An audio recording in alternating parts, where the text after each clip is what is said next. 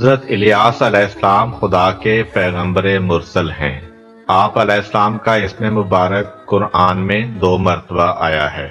ایک دفعہ آپ علیہ السلام کا ذکر سورہ انعام کی آیت نمبر 85 میں حضرت زکریا، حضرت عیسیٰ اور حضرت یحییٰ علیہ السلام کی صف میں ایک شائستہ انسان کے عنوان سے ہوا، اور دوسری مرتبہ سورہ صافات کی آیت نمبر 123 میں آپ علیہ السلام کو پیغمبر مرسل کے عنوان سے یاد کیا گیا ہے۔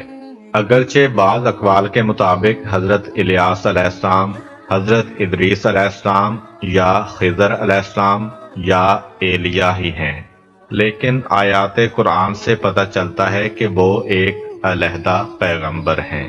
سورہ صافات کی آیت نمبر 130 میں ذکر ہوتا ہے، سلام علی الیاسین، سلام ہو الیاسین پر۔ اس آیت کریمہ میں الیاسین سے مراد آل یاسین نہیں بلکہ الیاسین ہے، یعنی الیاس میں یہ اور نون کا اضافہ کیا گیا ہے۔ یہ احتمال بھی کیا جاتا ہے کہ ان کے والد گرامی کا نام یاسین ہو اور اسی نسبت سے انہیں الیاسین پڑھا جاتا ہو۔ جناب ابن عباس رضی اللہ تعالیٰ عنہ سے روایت ہے کہ جب جناب یوشع بن نون حضرت موسیٰ علیہ السلام کے بعد سرزمین شام پر حکمران بنے تو انہیں 12 سبطی قبائل میں تقسیم کر دیا۔ ان میں سے ایک قبیلہ کے جن کے درمیان حضرت الیاس علیہ السلام رہتے تھے، لبنان کے شہر بالبک میں جا کر رہائش پذیر ہوا۔ بالبک کے لوگ بت پرست تھے اور ان کے سب سے بڑے بت کا نام بال تھا، اور بک کا معنی ہے شہر۔ ان دونوں کو آپس میں ملانے سے شہر کا نام بالبک ہو گیا۔ کہتے ہیں کہ بال سونے کا اتنا بڑا بت تھا کہ اس کی لمبائی 20 ہاتھ تھی، اس کے 4 چہرے تھے اور اس بت کے 400 سے زیادہ خادم تھے۔ اللہ تعالیٰ نے حضرت الیاس علیہ السلام کو بالبک کے لوگوں کی ہدایت کے لیے مبعوث فرمایا۔ اس زمانے میں بالبک کا ایک بادشاہ تھا جس کا نام لاجب تھا۔ وہ لوگوں کو بت پرستی کی دعوت دیتا تھا۔ حضرت الیاس علیہ السلام نے ان لوگوں کو توحید کی دعوت دی اور ان سے فرمایا کہ تمہارا اور تمہارے آباء و اجداد کا پروردگار صرف اور صرف خدائے وحدہ لا شریک ہے، وہی تمہارا پالنے والا ہے۔ تمہارے پاس جتنی بھی نعمتیں ہیں سب اسی کی جانب سے ہیں، ہر مشکل کا حل اسی ذات حق کے دست قدرت میں ہے۔ تم لوگ اس کے سوا کسی اور کی عبادت کیوں کرتے ہو؟ بے جا تقلید کرنے کے بجائے اپنے بزرگوں کے طریقے کو ترک کر کے خدائے حقیقی کی عبادت کرو۔ لیکن آپ علیہ السلام کی قوم نے آپ کی نصیحتوں پر کان نہ دھرا اور آپ علیہ السلام کی منطقی اور ہمدردانہ رہنمائیوں کی کوئی پرواہ نہ کی اور انہیں جھٹلایا۔ خداوند متعال نے انہیں خبردار کیا کہ ایک دن ایسا آئے گا کہ جب تم لوگ عدالت الہی میں پیش ہوگے اور عذاب جہنم کے لیے بلائے جاؤ گے۔ بالبک کے بادشاہ لاجب کی بیوی ایک بد کردار عورت تھی۔ جب بادشاہ کہیں سفر پر جاتا تو اپنے شوہر کی جانشین بنتی اور لوگوں کے درمیان فیصلے اور حکومت کرتی۔ اس عورت کا منشی ایک دانا اور صاحب ایمان شخص تھا جس نے ان 300 مومنوں کو نجات دی جنہیں اس عورت نے پھانسی کا حکم دے رکھا تھا۔ اس سرزمین پر بادشاہ کی عورت سے زیادہ بد کردار کوئی عورت نہ تھی۔ اس کے کئی ایک وزیروں سے اس کی بہت ساری اولاد تھی۔ بادشاہ کے ہمسائے میں بنی اسرائیل کا ایک صالح شخص رہتا تھا۔ اس کا باغ بادشاہ کے محل کے قریب تھا اور اسی میں ہی وہ زندگی بسر کرتا تھا۔ بادشاہ اس کا بہت احترام کرتا تھا، لیکن بادشاہ کی بیوی نے اس کی عدم موجودگی میں اس صالح شخص کو قتل کر دیا اور اس کے باغ پر اپنا قبضہ جما لیا۔ جس وقت بادشاہ سفر سے واپس آیا تو اس عورت نے بادشاہ کو ساری کہانی سنائی۔ بادشاہ اپنی بیوی کی محبت میں اس قدر گرفتار تھا کہ اس نے اس سے صرف اتنا کہا کہ تم نے اچھا کام نہیں کیا، یعنی اس سے زیادہ اس کی کوئی سرزنش نہ کی۔ جب حضرت الیاس علیہ السلام نے بالبک کے لوگوں کو بت پرستی سے منع کیا اور خدائے وحدہ لا شریک کی طرف دعوت دی تو بت پرستوں نے آپ علیہ السلام کو جھٹلایا، ان کی توہین کی، انہیں ڈرایا دھمکایا اور انہیں اپنے آپ سے دور کیا، لیکن انہوں نے بڑی استقامت سے ان کا مقابلہ کیا، ان کی اذیتیں برداشت کیں اور انہیں مسلسل دعوت توحید دیتے رہے، لیکن وہ لوگ اپنی سرکشی پر ڈٹے رہے اور حضرت الیاس علیہ السلام پر عرصہ حیات تنگ کر دیا۔ حضرت الیاس علیہ السلام نے خدا کو قسم دی کہ اگر بادشاہ اور اس کی بد کردار بیوی توبہ نہ کریں تو انہیں ہلاک کر دے، اور اس کے ساتھ ساتھ ان دونوں کو تنبیہ بھی کی۔ یہ تنبیہ کرنا اس بات کا باعث بنی کہ بادشاہ اور اس کے چیلے بہت غصے میں آ گئے۔ ان لوگوں نے ارادہ کر لیا کہ حضرت الیاس علیہ السلام کو قتل کر دیں۔ چنانچہ حضرت الیاس علیہ السلام وہاں سے ہجرت کر گئے اور پہاڑوں کے اندر غاروں میں 7 سال تک چھپ کر زندگی گزاری۔ وہاں پر آپ علیہ السلام کی غذا درختوں کے پھل وغیرہ تھی۔ اس دوران میں بادشاہ کا بیٹا سخت بیمار ہو گیا اور ہر قسم کا علاج بے اثر رہا، جبکہ بادشاہ اس بیٹے سے اپنی تمام اولاد سے زیادہ محبت کرتا تھا۔ وہ اس کی شفا یابی کے لیے بتوں کے آگے گڑ گڑایا، لیکن کوئی نتیجہ نہ نکلا۔ بت پرستوں نے بادشاہ سے کہا، کیونکہ تو نے الیاس علیہ السلام کو جو ہمارے خداؤں کے خلاف تھا قتل نہیں کیا اور وہ ابھی تک پہاڑوں میں زندہ ہے، لہذا یہ سب اسی وجہ سے ہے۔ بت پرست پہاڑوں میں حضرت الیاس علیہ السلام کے مسکن کی طرف گئے اور بآواز بلند کہا، اے الیاس علیہ السلام، ہمارے پاس آؤ اور اپنے خدا سے بادشاہ کے بیٹے کے لیے شفا مانگو۔ حضرت الیاس علیہ السلام ان لوگوں کے پاس آئے اور کہا، اللہ تعالیٰ نے مجھے آپ لوگوں کی طرف اپنا پیغمبر بنا کر بھیجا ہے، تم میرے پروردگار کے حکم کو قبول کرو۔ خداوند متعال فرماتا ہے، تم لوگ اپنے بادشاہ کے پاس جاؤ اور اسے کہو کہ وحدہ لا شریک خدا میں ہوں، میرے سوا کوئی بھی معبود نہیں ہے۔ میں نے بنی اسرائیل کو خلق کیا ہے، میں ہی انہیں روزی دیتا ہوں اور انہیں زندہ کرتا اور مارتا ہوں، نیز انہیں فائدہ اور نقصان پہنچاتا ہوں۔ پس تم اپنے بیٹے کی صحت یابی کے لیے میرے سوا کسی غیر سے کیوں مطالبہ کرتے ہو؟ وہ لوگ بادشاہ کے پاس گئے اور حضرت الیاس علیہ السلام کا پیغام دیا۔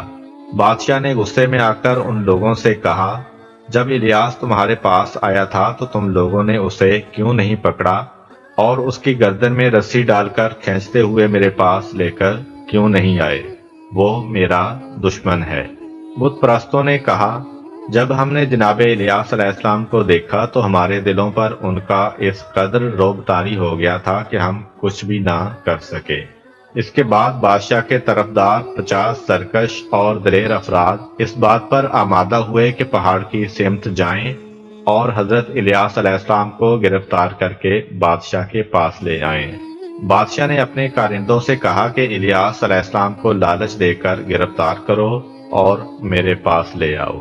وہ لوگ پہاڑ کی طرف روانہ ہوئے، وہاں پہنچ کر ایک دوسرے سے علیحدہ علیحدہ ہو گئے اور جناب الیاس علیہ السلام کی تلاش میں لگ گئے، جبکہ وہ چیخ چیخ کر کہہ رہے تھے، اے پیغمبر خدا، ہمارے پاس آئیں، ہم آپ پر ایمان لے آئے ہیں۔ جس وقت حضرت الیاس علیہ السلام نے ان کی آوازیں سنی اس وقت آپ غار میں تھے۔ آپ علیہ السلام نے خدا کی بارگاہ میں عرض کیا، خدایا، اگر یہ سچ کہہ رہے ہیں تو مجھے اجازت دے کہ ان کے پاس جاؤں، اور اگر یہ جھوٹ بول رہے ہیں تو مجھے ان کے نقصان سے محفوظ رکھ اور انہیں آگ کا شکار بنا دے۔ ابھی حضرت الیاس علیہ السلام کی دعا مکمل نہ ہوئی تھی کہ ان کے اوپر آگ برسی جس نے انہیں جلا کر راکھ کر دیا۔ بادشاہ کو جب اس واقعہ کی اطلاع ملی تو بہت غصے میں آ گیا۔ اس نے اپنی بیوی کے منشی، جو کہ ایک دانا اور مومن شخص تھا، کو کچھ لوگوں کے ہمراہ اس پہاڑ کی جانب بھیجا جہاں پر حضرت الیاس علیہ السلام نے پناہ لی ہوئی تھی، اور ان سے کہا، الیاس سے کہو اب توبہ کرنے کا وقت آ چکا ہے، لہذا آئیں بادشاہ کے پاس چلتے ہیں تاکہ وہ ہمارے ساتھ ملحق ہو جائے اور ہمیں اس کام کا حکم دیں جو خدا کی خوشنودی کا موجب ہو۔ نیز اپنی قوم کو حکم دیں کہ بت پرستی چھوڑ کر خدائے وحدہ لا شریک پر ایمان لے آئے۔ اس مومن منشی نے مجبوراً ان لوگوں کا ساتھ دیا اور اس پہاڑ کی جانب روانہ ہوا جہاں پہ حضرت الیاس علیہ السلام سکونت پذیر تھے۔ حضرت الیاس علیہ السلام نے جب اس مومن منشی کی آواز سنی تو اسے پہچان لیا۔ اسی وقت اللہ کی جانب سے ان پر وحی نازل ہوئی کہ آپ اپنے مومن بھائی کے پاس جائیں، اسے خوش آمدید کہیں اور احوال پرسی کریں۔ جناب الیاس علیہ السلام اس مومن منشی کے پاس گئے تو مومن نے کہا، بادشاہ اور اس کے کارندوں نے مجھے آپ کے پاس بھیجا ہے کہ میں آپ کو ایسے ایسے کہوں۔ مجھے ڈر ہے کہ اگر آپ ہمارے ہمراہ نہیں جائیں گے تو بادشاہ مجھے قتل کروا دے گا۔ اس وقت حضرت الیاس علیہ السلام پر وحی نازل ہوئی کہ یہ بادشاہ کی طرف سے آپ کو گرفتار کرنے کے لیے دھوکہ اور چال بازی ہے۔ میں اس کے بیٹے کے مرض میں اضافہ کر کے اسے موت کے گھاٹ اتار کر ایسا کام کروں گا کہ بادشاہ اور اس کے کارندے مومن منشی سے غافل ہو جائیں گے۔ اس مومن منشی سے کہہ دیں کہ وہ بے خوف ہو کر واپس چلا جائے۔ مومن منشی اپنے ساتھیوں کے ہمراہ واپس پلٹ آیا۔ کیا دیکھتا ہے کہ بادشاہ کا بیٹا شدت مرض میں گرفتار ہے۔ سب اسی کے بارے میں حیران و پریشان ہیں۔ اس کا لڑکا شدت مرض کی وجہ سے موت کے منہ میں چلا گیا۔ بادشاہ اور اس کے حواری نازل ہونے والی اس مصیبت کی وجہ سے کچھ عرصہ کے لیے سب کچھ بھول گئے۔ کافی عرصہ گزرنے کے بعد بادشاہ نے مومن منشی سے پوچھا، تم نے اپنا کام کہاں تک پہنچایا ہے؟ مومن منشی نے کہا، مجھے الیاس کے ٹھکانے کے بارے میں کچھ بھی معلوم نہیں ہے۔ اس کے بعد حضرت الیاس علیہ السلام پہاڑ سے نیچے اترے اور مخفی طور پر حضرت یونس علیہ السلام کی والدہ کے گھر گئے اور 6 ماہ تک وہاں چھپے رہے، پھر دوبارہ پہاڑ کی طرف چلے گئے۔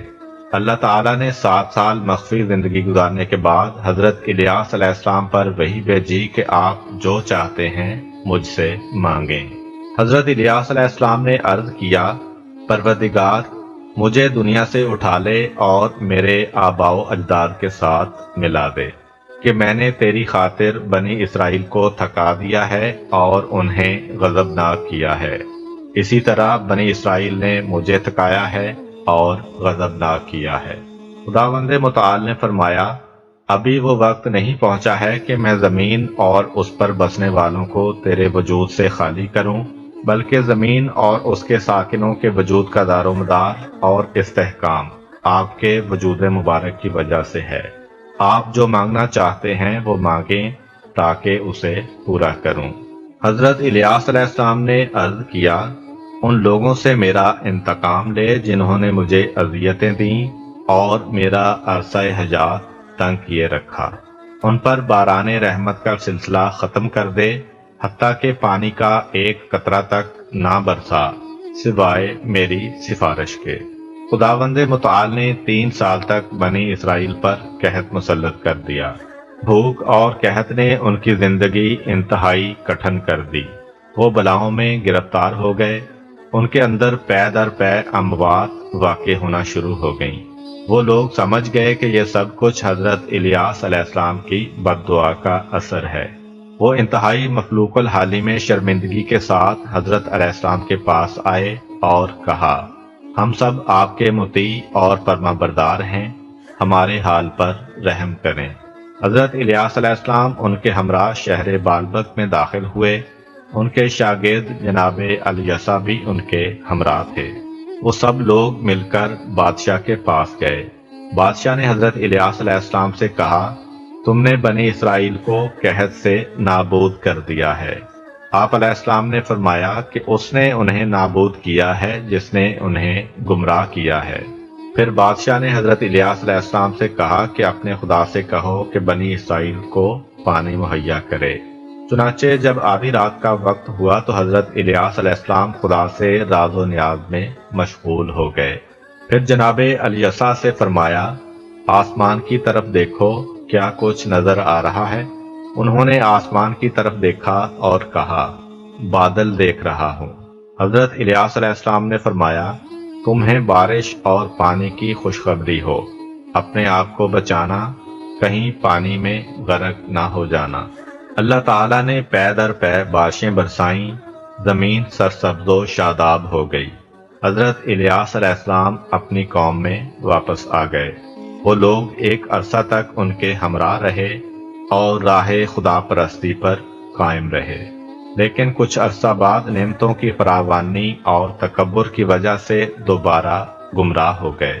ان لوگوں نے حق الیاس علیہ السلام کا انکار کیا اور ان کے حکم سے سرتابی کی۔ بالآخر اللہ تعالیٰ نے ان کے دشمنوں کو ان لوگوں پر مسلط کر دیا۔ ان کے دشمن ان کے اندر داخل ہو گئے اور انہیں خوب ذلیل و رسوا کیا۔ بادشاہ اور اس کی بیوی کو قتل کر دیا اور ان کی لاشیں اسی باغ میں پھینک دیں جو اس کی بیوی نے ایک صالح شخص سے چھینا تھا۔ حضرت الیاس علیہ السلام نے دشمنوں کی نابودی کے بعد اپنے وصی جناب الیسع علیہ السلام کو کچھ نصیحتیں کیں اور اللہ تعالیٰ کی طرف سے لباس نبوت حضرت الیسع علیہ السلام کو پہنایا۔ جناب الیسع علیہ السلام نے بنی اسرائیل کو ہدایت کرنا شروع کی۔ بنی اسرائیل نے بھی آپ علیہ السلام کا بہت احترام کیا اور آپ علیہ السلام کی اطاعت کرنے لگے۔ بعض روایات کے مطابق حضرت الیاس علیہ السلام جناب خضر علیہ السلام کے دوستوں میں سے ہیں اور دونوں زندہ ہیں۔ فرق صرف اتنا ہے کہ الیاس علیہ السلام خشکی پر مامور ہیں، لیکن خضر علیہ السلام جزیروں اور دریاؤں پر مامور ہیں۔ بعض دوسرے لوگ حضرت الیاس علیہ السلام کی ماموریت بیابانوں میں اور خضر علیہ السلام کی ماموریت پہاڑوں پر خیال کرتے ہیں، اور دونوں کے لیے عمر جاودانی کے قائل ہیں۔ اللہ تعالیٰ نے حضرت الیاس علیہ السلام کو ابدی زندگی اس وجہ سے عطا فرمائی کہ انہیں راز و نیاز کرنے اور مناجات سے عشق تھا۔ ہوا یوں کہ ایک دفعہ حضرت اسرائیل علیہ السلام جناب الیاس علیہ السلام کی خدمت میں آئے تاکہ ان کی روح قبض کریں۔ حضرت الیاس علیہ السلام نے گریہ کرنا شروع کر دیا۔ حضرت اسرائیل علیہ السلام نے کہا، آپ کیوں گریہ کر رہے ہیں جبکہ آپ تو اپنے پروردگار کے پاس پلٹ کر جانے والے ہیں؟ حضرت الیاس علیہ السلام نے فرمایا، یہ گریہ موت کے خوف سے نہیں ہے، بلکہ یہ گریہ سردی کی طولانی راتوں اور گرمی کے طویل دنوں سے جدائی کی وجہ سے ہے، کیونکہ دوستان خدا یہ راتیں راز و نیاز اور مناجات کرنے میں گزارتے ہیں اور دنوں میں روزے سے رہتے ہیں۔ وہ ہمیشہ بارگاہ خدا میں حاضر رہتے ہیں اور اپنے محبوب کے ساتھ مناجات سے لذت حاصل کرتے ہیں۔ موت کی وجہ سے میں ان سے محروم ہو جاؤں گا اور خاک کا اسیر بن جاؤں گا۔ خداوند متعال نے حضرت الیاس علیہ السلام پر یوں وحی نازل فرمائی، آپ کو مناجات سے عشق ہے اور آپ لوگوں کی خدمت کرنا چاہتے ہیں، لہذا میں آپ کو تا قیام قیامت مہلت دیتا ہوں کہ آپ اپنی زندگی کو جاری و ساری رکھیں اور اولیاء خدا کی صف سے جدا نہ ہوں اور راز و نیاز اور مناجات کے ذریعے ان سے مانوس رہیں۔